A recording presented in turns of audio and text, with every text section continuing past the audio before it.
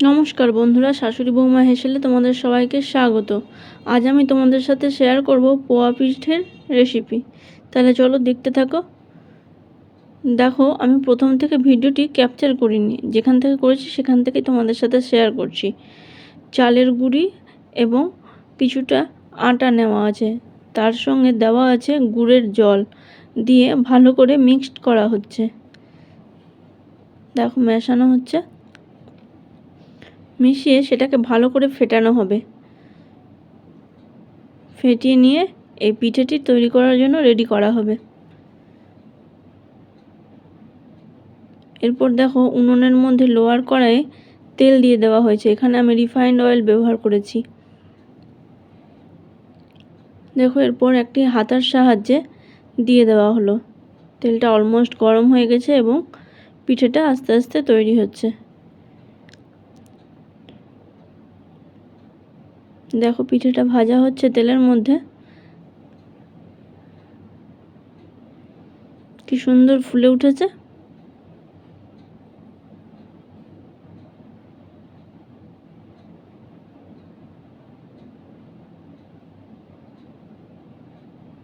দেখো, এরপর উল্টে দেওয়া হলো।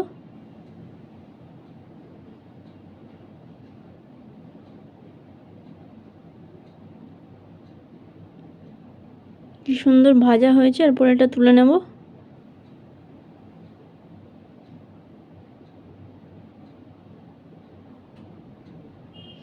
বেশ লাল লাল করে ভাজা হয়েছে। আবারও ওই হাতার সাহায্যে তেলের মধ্যে আমি দিয়ে দেব।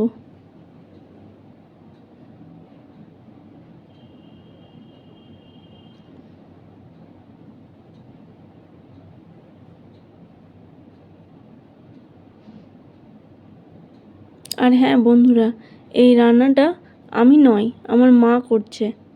কারণ এই পোয়া পিঠেটা আমার খুব পছন্দের। আর এটা কোনো নির্দিষ্ট অনুষ্ঠান, ধরো দোল বা সরস্বতী পুজো, এই সময়ই বাড়িতে হয়।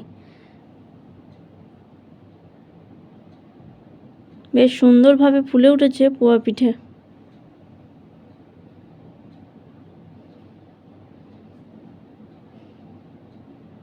দেখো, এক এক করে তুলে নিয়ে রাখা হয়েছে। এরপর আবারও তেলের মধ্যে দেওয়া হবে। এইভাবে এক এক করে পিঠেগুলো ভাজা হবে।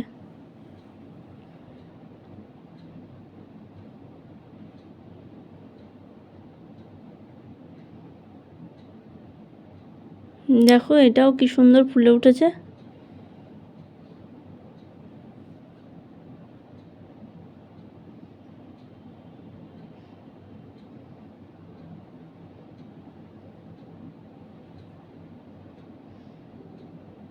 দেখো, এক এক করে এতগুলো পিঠে ভাজা হয়ে গেছে। এই ভিডিওটি তোমাদের কেমন লাগলো?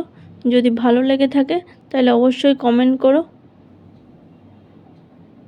আর হ্যাঁ বন্ধুরা, তোমরা যদি আমার ইউটিউব চ্যানেল থেকে দেখো তাহলে চ্যানেলটি সাবস্ক্রাইব করে দেওয়ার অনুরোধ রইল।